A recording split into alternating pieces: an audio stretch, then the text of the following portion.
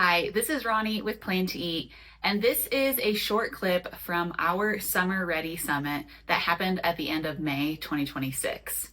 The goal of the summit was to help families prepare for the busy and unpredictable schedules that can happen in the summer. So, our speakers focused on different meal planning strategies, how to avoid picky eating, best practices for grocery shopping to save money, as well as meal prep and other things. So we're sharing these clips with you to help you have an idea of what the summit was about and learn a little bit of what the audience learned at our Summer Ready Summit. There's a link in the description to learn more about the speaker in this clip, and we hope you enjoy. So let's dig into it now and uncover the 5 biggest meal planning mistakes that are keeping you stuck and overwhelmed, and the simple, powerful tweaks that can bring calm, joy, and ease back into your mealtime again. My goal is that by the end of this class, you'll know which pitfalls in particular are holding you back and how to fix them easily so that your dinners can feel calm and predictable and doable again, or maybe for the first time ever. So let's jump into mistake number one. So, mistake number one that I see is not blocking your time. And when it comes to time blocking, I think this goes way beyond the generic set aside time for meal prep because there are actually 3 specific weekly activities that we need to consider when creating a functional meal plan for a family. And it doesn't really have to be very much time at all dedicated to this, as you'll see. So, why meal planning when you have time doesn't really work? It might seem really prudent to be flexible as a busy person or family and to squeeze it in wherever it fits. But truthfully, it's not because planning when you have time, quote unquote, usually means it doesn't happen, or usually means that it's pushed so far into the week that you're not really giving it the dedicated time that you need to make it the most effective meal plan that it can be. And there are three cornerstone processes that really you have to consider when you're planning on blocking your time for these processes. And the first is just the meal planning and the list making in general. I would generally say that 30 to 60 minutes you want to be spending at minimum. Some people can do it more quickly than that, but giving yourself enough time to make the proper meal plan is one of the most powerful things you can do to make your entire week more calm. So meal planning and list making can all happen at once in one fell swoop, and doing that in 30 to 60 minutes is about the time that I would allocate for it. Next up is grocery shopping. You either need to set aside time for yourself or somebody in your family to go grocery shopping, 60 minutes to 90 minutes if you're doing a really big shop. You can also cut this out entirely by opting for grocery delivery. And then meal prep. This is optional because there are ways to feed yourself and your family without meal prepping at all, and that's just through cooking meals and providing leftovers and maybe grabbing from the freezer.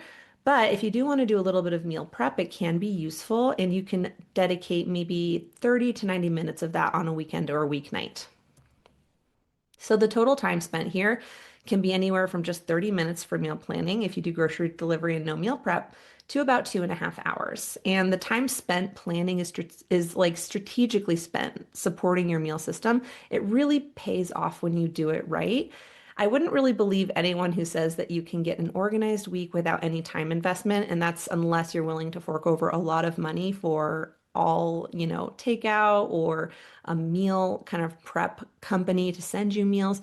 You really do need to spend some time doing it, but I can guarantee you that you're going to spend less overall time than you would if you were stressed, less overall time than you would if you were stressed and kind of like trying to cobble together these meals at the last minute grocery runs really add up, not to mention the cost, obviously.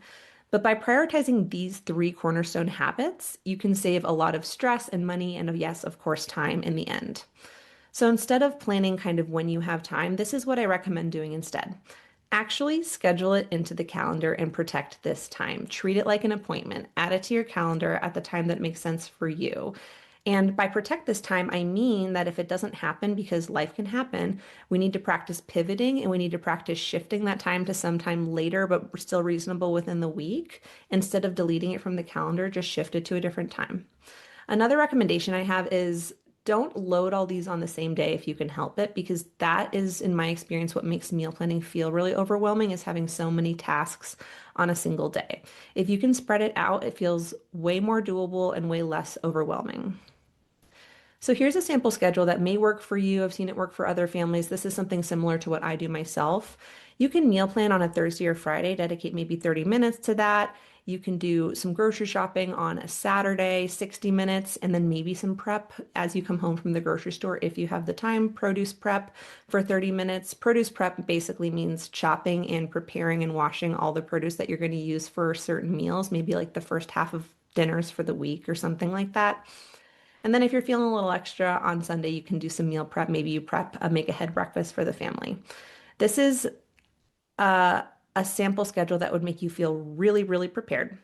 And it really only takes 2.5 hours over the course of the entire weekend and not that much chunk on a given day either. So you can still spend your weekend doing the things that you love.